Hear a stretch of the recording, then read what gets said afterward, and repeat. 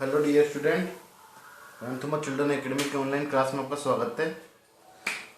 कक्षा 11 का जो इतिहास है उसका अध्ययन करेंगे। जो पिछली क्लास में हमने पढ़ा था पार्ट फर्स्ट, समय की शुरुआत। ठीक, तो पिछली क्लास में हमने जो पढ़ा था वो होमोनाइड,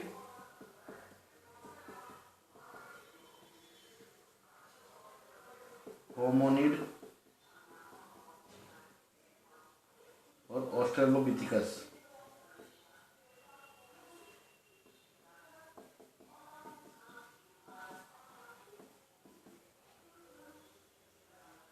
इन तीनों के बारे में हमने, इन तीनों के बीच में अंतर, इनकी उत्पत्ति कहाँ से हुई हो ना, तो इनके बारे में हमने पढ़ा था। अब आज हम इसके आगे का अध्ययन करेंगे। तो देखो, 25 लाख वर्ष पहले, 25 लाख वर्ष पहले, 25 लाख वर्ष पहले क्या हुआ कि मौसम में परिवर्तन हुआ। मौसम में परिवर्तन कैसे हुआ? जितने भी बड़े बड़े मतलब जो ध्रुवीय भाग थे, ध्रुवीय भाग थे, वहां पे क्या बर्फ जमने लगी, मतलब हिमाच्छादन युग। ध्रुवीय भाग पर बर्फ का जमना प्रारंभ हुआ। ठीक, क्या है कि जो 25 लाख वर्ष पहले क्या है कि जो ध्रुवीय भाग थे उन पे क्या है, बर्फ का जमना प्रारंभ हुआ। ठीक है ना। और पृथ्वी के जो बड़े बड़े भाग थे, पृथ्वी के जो बड़े बड़े भाग थे,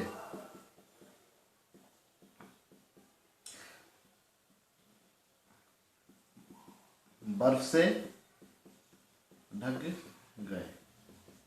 अब देखो कि इसमें क्या जलवायु में परिवर्तन हुआ।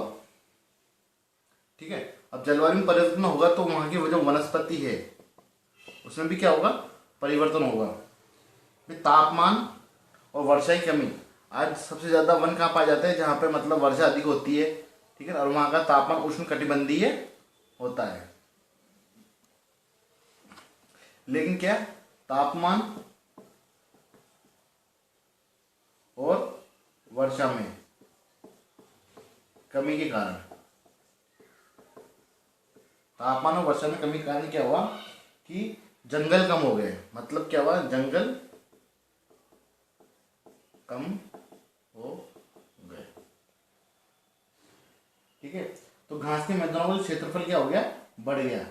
भाई जंगल कम होंगे तो क्या होगा, घास के मैदान बढ़ेंगे। तो घास के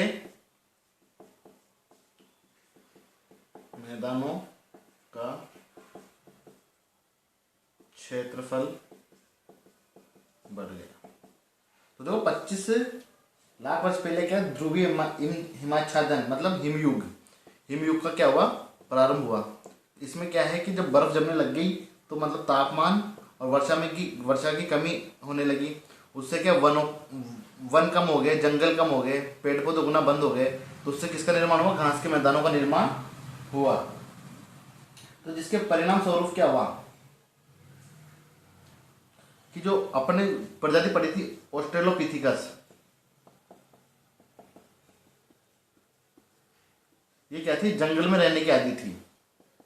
जंगल में रहने की आदि थी। और जंगल में ये लोग क्या है, ऑस्ट्रेलोपिथेकस की जो प्रजाति है वो जंगलों में रहती थी। अब धीरे धीरे क्या, ये प्रजाति क्या हो गई, लुप्त होने लग गई। क्यों? क्योंकि अब ये जंगलों में रहती थी, अब इनको, इनके लिए मौसम परिवर्तन हो गया, इनके लिए मतलब क्या है कि जीवन यापन करना मुश्किल हो गया। तो ये प्रजाति धीरे धीरे क्या हो गई, खत्म हो गई। और इसके बाद दूसरी प्रजाति का जन्म हुआ। ठीक है ना, जो सूखी परिस्थितियों में आराम से रह सके। तो अपन छोटे पढ़े तो ऑस्ट्रेलोपिथिकस प्रजाति समाप्त का अंत हो गया। ये क्या थी, ये कहाँ रहती थी, जंगलों में। अब जंगलों में रहती थी, अब जंगल ही खत्म हो गए तो ये प्रजाति भी क्या हुई, धीरे धीरे लुप्त हो गई। इसकी जगह क्या, एक नई प्रजाति का जन्म हुआ, जो क्या है कि इन सूखी परिस्थितियों में आराम से नई प्रजाति का जन्म, जो क्या है इन सूखी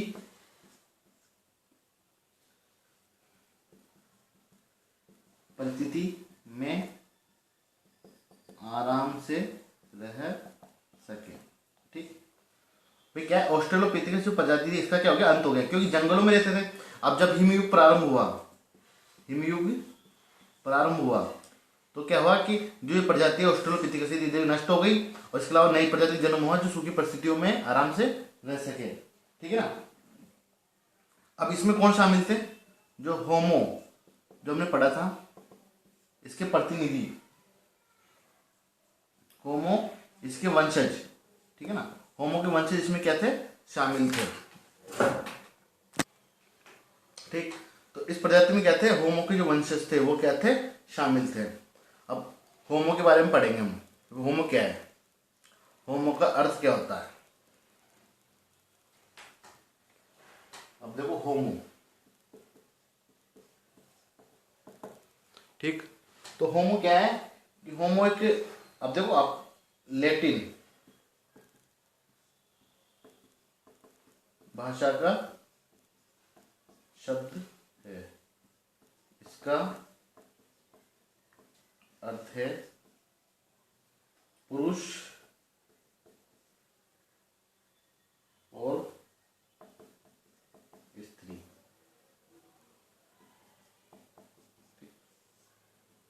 इसमें क्या है, पुरुष और स्त्री दोनों आते हैं, होमो के अंदर क्या आते हैं, पुरुष और स्त्री दोनों आते हैं। अब क्या है कि जो वैज्ञानिकों ने क्या किया है कि जो होमो की जो प्रजाति थी, ठीक है ना, होमो को क्या है कि कई प्रजातियों में क्या कर दिया, बांट दिया, और इनकी विशेषताओं के अनुसार अलग अलग इनको क्या दिए, नाम दिए। ठीक है ना, तो वैज्ञानिकों ने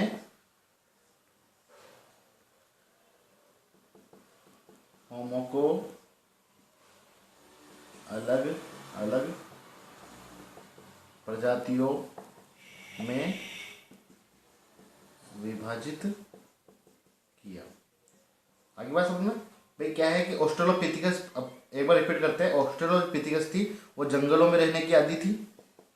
ठीक है ना, तो फिर हिम 25, ठीक है ना, इसके बाद देखो जो 25,000 वर्ष, 25 लाख वर्ष पहले, 25 लाख वर्ष पहले हिमयुग प्रारंभ हुआ। अब जंगलों में रहने की प्रजाति थी, ये जंगलों में रहने की आदि थी। जब जंगल खत्म हुए तो इसी प्रजाति क्या हो गई, नष्ट हो गई। इसके बाद नई प्रजाति का उद्भव हुआ, वो कौन सी थी, होमो। अब वैज्ञानिकों ने, होमो का मतलब क्या होता है, मनुष्य से, और इसमें स्त्री पुरुष दोनों आते हैं। अब क्या है कि जो होमो की प्रजाति है, जो वैज्ञानिकों ने इसको क्या किया, एक अनेक प्रजातियों में विभाजित कर दिया, और इनकी विशेषताओं के अनुसार इनको अलग अलग नाम दिए। मतलब जैसी प्रजाति जैसा काम करती थी उसको उसी तरह का नाम दिया गया। अब जैसे प्रजाति कौन कौन सी थी, पहला होमो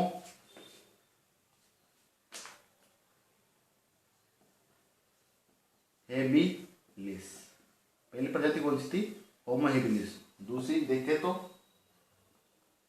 होमो इरेक्टस, होमो इरेक्टस। तीसरी होमो सेपियंस। ठीक है ना, ये तीन तरह की प्रजाति में इसको क्या कर दिया, विभाजित कर दिया। अब देखो, अब इनके काम कैसे करते हैं, होमो हेबिलियस, ठीक है ना, हेबिलिस, होमो हेबिलिस, होमो इरेक्टस, होमो सेपियंस। ठीक, तो देखो जो औजार बनाने वाली थी, जो औजार बनाते थे, जो औजार बनाकर प्रयोग में लेते थे। ठीक, तो इनका काम क्या था, होमो हेबिलियस जो प्रजाति है उसको किस आधार पर बांटा गया कि जो औजार बनाकर प्रयोग में लेते थे वो कौन सी प्रजाति थी, होमो हेबिलियस। होमो इरेक्टस जो मतलब खड़े होकर पैरों पर चलने वाले थे, इसके बारे में पढ़ेंगे, जो खड़े होकर पैरों के बल चलने वाले होते थे।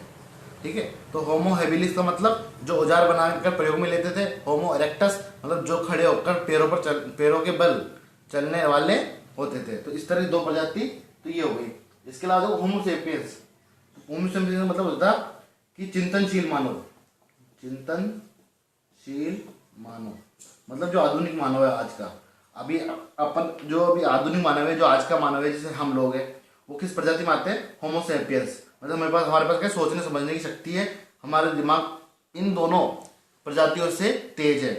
ठीक है ना। तो इस तरह से इनको 3 भागों में वर्गीकृत किया गया। अब देखो इन प्रजातियों का उद्भव कहाँ से हुआ, इसके बारे में पढ़ेंगे भी। प्रजातियां कहाँ पाई जाती थी, कहाँ इनका उद्भव हुआ। तो देखो पहले तो हम क्या है कि एक नक्शा बनाते हैं।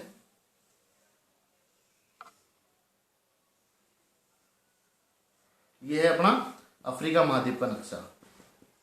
अफ्रीका महाद्वीप, ठीक, ये अफ्रीका महाद्वीप का नक्शा है।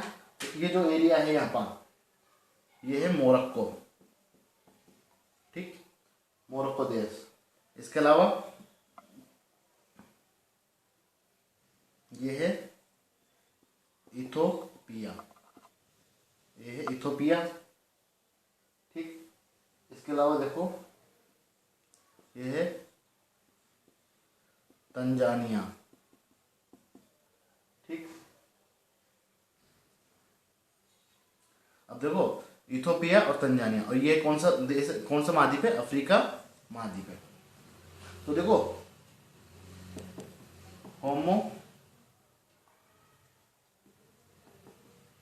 हेबिलिस, इसके बारे में जानते हैं कि जो होमो हेबिलिस है, जो ये प्रजाति है, तो इसके अवशेष जीवाश्म, इसके जीवाश्म जिंदा थोड़ी है, इनके बारे में, इनके हमें जीवाश्म मिले तो उसके अनुसार हम इसके बारे में हमें जानकारी मिली। तो इसके जीवाश्म हमें कहां से मिलते हैं?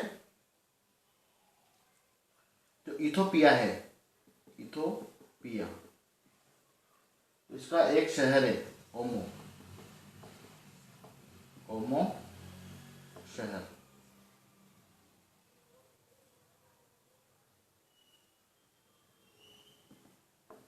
ठीक, तो देखो होमो हेबिलस, ठीक है ना, इसके जीवाश्म हमें कहां से मिले? हमें मतलब वैज्ञानिकों को इथोपिया के ओमो शहर से। अब इथोपिया कहां पड़ता है? इथोपिया देश अफ्रीका में पड़ता है। तो हम जानते हैं कि जो होमो हेबिलस है, इसकी उत्पत्ति कहां से मानी जाती है? अफ्रीका से। अब अफ्रीका में इथोपिया कहां पे? तो इथोपिया ये रहा।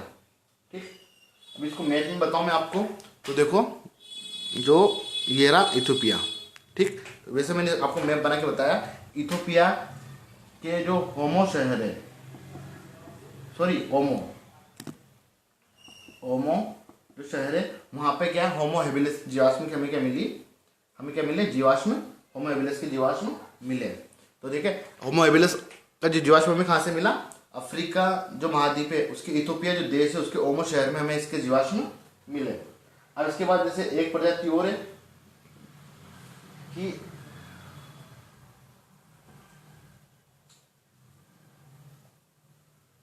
एक तो हमें कहां से मिले इसके जीवाश्म? इथोपिया से मिले। अब एक जीवाश्म और जीवाश्म कहां से मिले इसके? तंजानिया से। तंजानिया कौन सा शहर था? तंजानिया इसका शहर था, शहर ओल्डुवई। ठीक, तो हमें होमो हेबिलस के जीवाश्म इथोपिया के ओमो शहर से अफ्रीका महाद्वीप में है, और तंजानिया भी कहाँ पे? अफ्रीका महाद्वीप में, और इसके ओल्डुवई नामक स्थान, शहर मत लिखो, स्थान लिख लो, स्थान से प्राप्त हुए। ठीक, तो होमो हेबिलस के जो जीवाश्म कहाँ से मिले? जीवाश्म हमें अफ्रीका महाद्वीप के इथोपिया के ओमो शहर से और तंजानिया के ओल्डुवई नामक स्थान से प्राप्त हुए। और इसके बाद पढ़ते हैं होमो इरेक्टस। ठीक, तो पढ़ते हैं,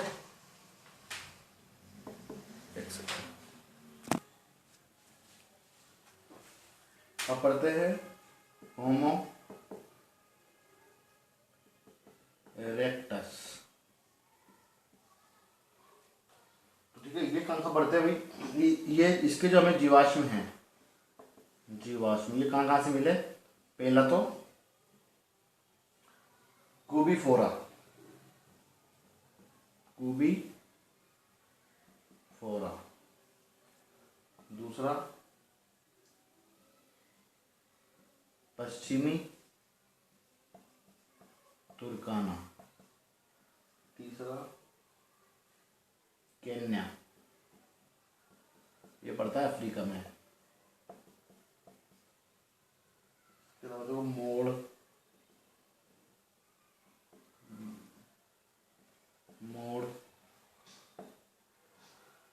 जकार्ता, जकार्तो।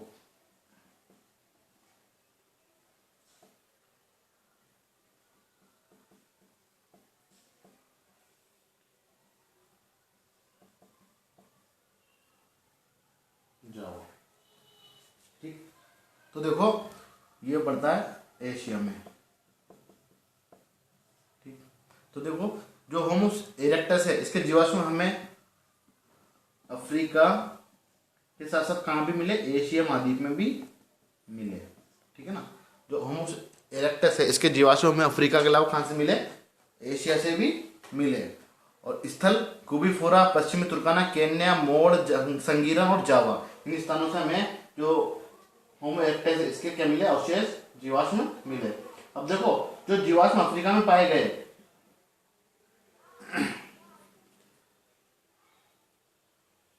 अब क्या है कि जो हमें जीवाश्म एशिया में मिले, किसमें मिले, एशिया महाद्वीप में और अफ्रीका का कॉन्टिनेंट मतलब महाद्वीप में मिले। तो देखो जो एशिया में हमें जीवाश्म मिले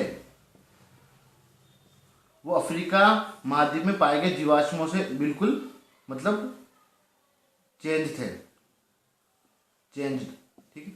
तो मतलब क्या है कि अफ्रीका जो महाद्वीप में जीवाश्म मिले उससे भी मतलब कम काल के जो जीवाश्म है वो कहाँ से पाए गए, एशिया से पाए गए, मतलब परवर्ती काल के हैं, मतलब परिवर्तन हुए हैं। मतलब अफ्रीका में जो हमें जीवाश्म मिले जिन मानव के, उससे भी परिवर्तन होके कहाँ मिले, एशिया में मिले। तो इससे हमें क्या पता लगता है भाई, क्या है कि उद्भव तो कहाँ हुआ, इसका जो मानव था प्राचीन मानव, इसका उद्भव तो कहाँ हुआ, अफ्रीका में हुआ।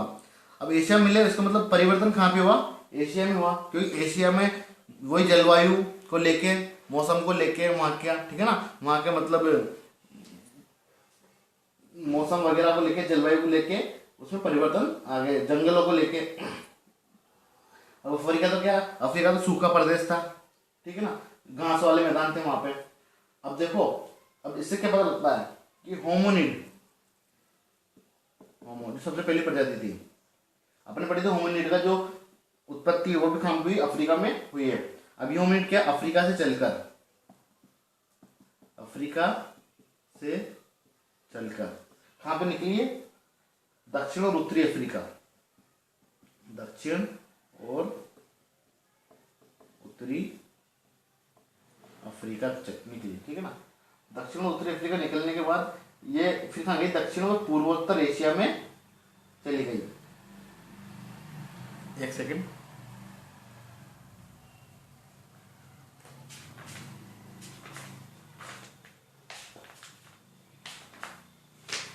अब देखो जैसे अब मैप के माध्यम से बताऊं मैं आपको,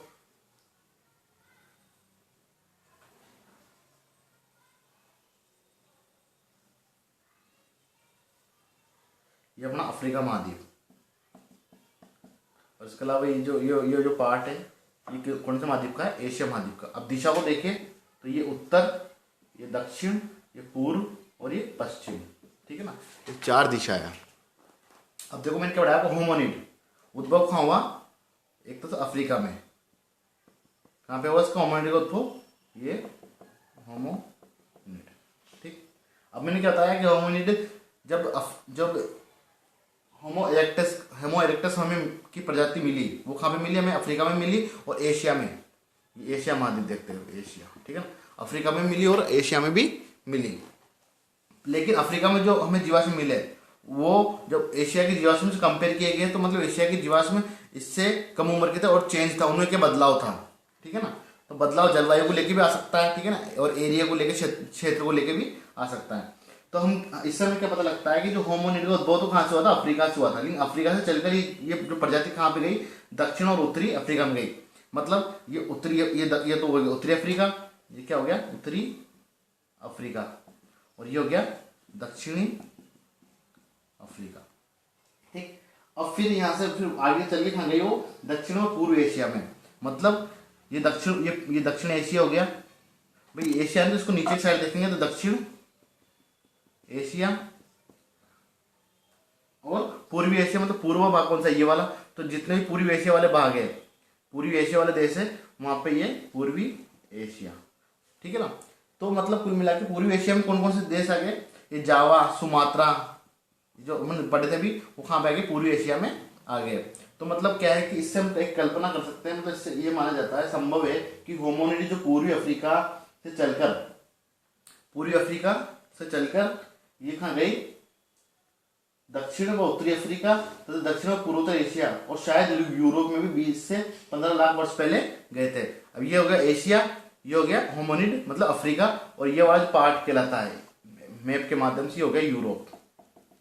ये प्रजाति कहाँ पे गई, यूरोप में भी गई, ये एशिया में गई, और ये उसका उद्भव हुआ वो कहाँ पे हुआ, अफ्रीका में हुआ, ठीक। अब यूरोप में कब गई ये, 20 से 15 लाख वर्ष पहले गई, ठीक है ना। अब ये हो गया अपना मतलब होमोनिड। हमने पढ़ा होमोरेक्टस का मतलब क्या है कि ये इसके जो जीवाश्म है हमें अफ्रीका और एशिया से मिले, ठीक है ना। अब अफ्रीका में और एशिया में जो हमें जीवाश्म मिले, तो अफ्रीका की तुलना में एशिया के जीवाश्म में चेंज था, परिवर्तन था, ठीक है ना। तो इस वजह से क्या है कि इससे हमें क्या पता लगा, संभव है कि होमोनिड का जो उद्भव है वो कहाँ पे हुआ, अफ्रीका में हुआ। अफ्रीका से चलकर ये दक्षिण और उत्तरी अफ्रीका गए, अफ्रीका में इनका उद्भव हुआ, इसके बाद ये चलकर दक्षिण और उत्तरी अफ्रीका गए। इसके अलावा पूर्वी और दक्षिणी एशिया में भी इनके जो हमें जीवाश्म मिले, तो दक्षिण पूर्वी एशिया में भी ये यहीं से गए थे, मतलब अफ्रीका से ही उद्भव हुआ था, और ये यहीं से दक्षिण पूर्वी एशिया में भी गए थे, और 20 से 15 लाख वर्ष पहले ये प्रजाति यूरोप में भी विकसित होने लगी।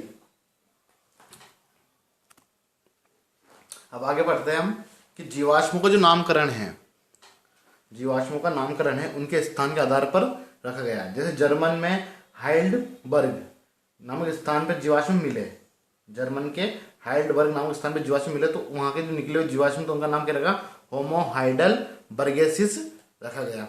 उसी प्रकार जो जर्मनी के निएंडर घाटी में जो जीवाश्म मिले, उनको क्या नाम रखा गया, होमो निएंडरलेसिस रखे गए।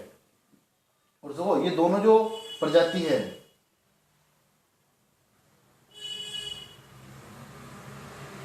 ये जो दोनों प्रजाति है वो कौन से महाद्वीप की है, यूरोप महाद्वीप की, क्योंकि जर्मन कहाँ पड़ता है, यूरोप में।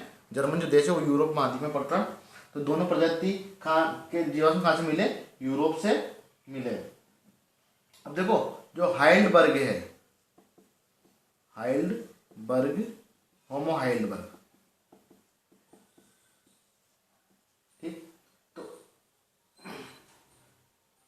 जो ये मानव था वो कितने साल पहले था, 8 लाख से,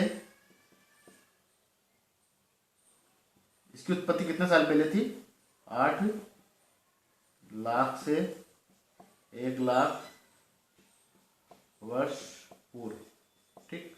होमो हाइडेलबर्ग है, इसकी उत्पत्ति कितने साल पहले थी, 8 लाख से 1 लाख वर्ष पूर्व। और होमो जो हाइडेलबर्ग है, ये मतलब कहाँ से उत्पत्ति इसकी, यूरोप में हुई थी। और ये कौन से शहर में, मतलब कौन से देश में, जर्मन में। इतना पता करना, इतना याद रखना, ठीक है ना। 8 लाख से 1 लाख वर्ष पूर्व इसकी उत्पत्ति हुई थी। इसके अलावा जो होमो निएंडर घाटी है, होमो निएंडरलेसिस है, इसके बारे में पढ़ते हैं। इसकी उत्पत्ति कब हुई थी, इसकी उत्पत्ति हुई थी 1,30,000 से 35,000 वर्ष पूर्व। कहाँ पे हुई थी, यूरोप में, यूरोप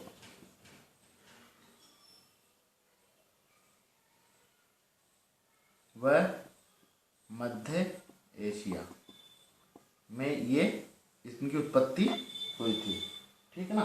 तो मतलब जो हाइडलबर्ग, होमो हाइडलबर्ग है, इनकी उत्पत्ति 8 लाख वर्ष पूर्व हुई थी। ठीक है ना। कहाँ पे? जर्मन में, यूरोप के अंदर। और जो होमो निएंडरलेसिस है, इसकी उत्पत्ति है वो 1,30,000 से और 35,000 वर्ष पूर्व यूरोप और मध्य एशिया में हुई।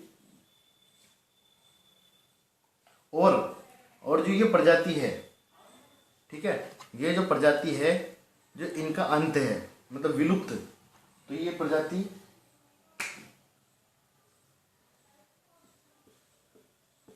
पश्चिमी यूरोप में 35,000 वर्ष पहले क्या हो गई? विलुप्त हो गई। ठीक। इसके बाद क्या है कि जो ऑस्ट्रेलोपिथेकस है, इनके बीच में एक समानता देखते हैं। अब ऑस्ट्रेलोपिथेकस तो अपने बहुत पहले पढ़ लिया, तो देखो ऑस्ट्रेलोपिथेकस और ये होमो। ठीक। तो होमो का मस्तिष्क बड़ा, तो ये मस्तिष्क छोटा, पहली। दूसरी विशेषता इसकी, दूसरा अंतर,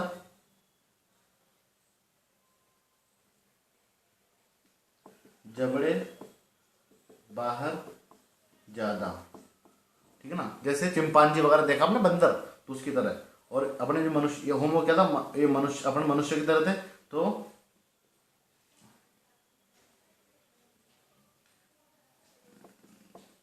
जबड़े बाहर कम निकले हुए। ठीक है ना। दांत बड़े, इनके दांत छोटे। ये कम बुद्धिमान और ये ज्यादा याददाश्त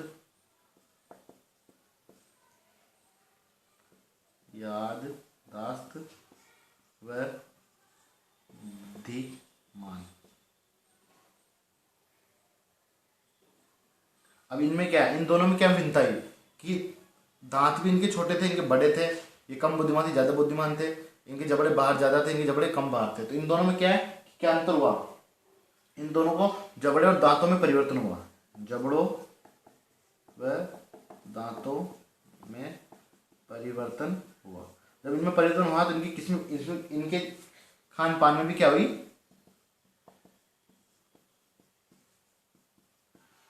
भिन्नता हुई। ठीक। तो मतलब क्या है कि आज हमने मतलब काफी कुछ कवर किया है। अब इसके जो खान पान से संबंधित जानकारी है, इनके जो खान पान संबंधी जानकारी, ये क्या खाते थे, किस तरह से मतलब अपने खाने इकट्ठा करते थे, कैसे रहते थे, मकान कैसे बनाते थे, ठीक है ना, और किस तरह से इनका ये अपना जीवन यापन करते थे, इनका परिवार कैसा था। ठीक है। इनको मतलब किस तरह से बांटा गया, खान पान के रूप में इनको किस तरह से बांटा गया, तो इनके बारे में हम अगली क्लास में अध्ययन करेंगे। तो आज के लिए इतना ही। अगली क्लास में हम मतलब आदि मानव है, इनके भोजन प्राप्त करने के तरीके, ठीक है ना, प्रतिस्थापन और क्षेत्रीय में निरंतरता, इसके अलावा पेड़ से गुफाओं तथा खुले स्थलों पर आवास, ठीक है ना, मतलब पेड़ से ये खुले स्थलों में आवास कैसे करने लगे, औजारों का निर्माण इन्होंने कैसे किया, तो इनके बारे में आगे क्लास में अध्ययन करेंगे। तो आज के लिए इतना ही। धन्यवाद।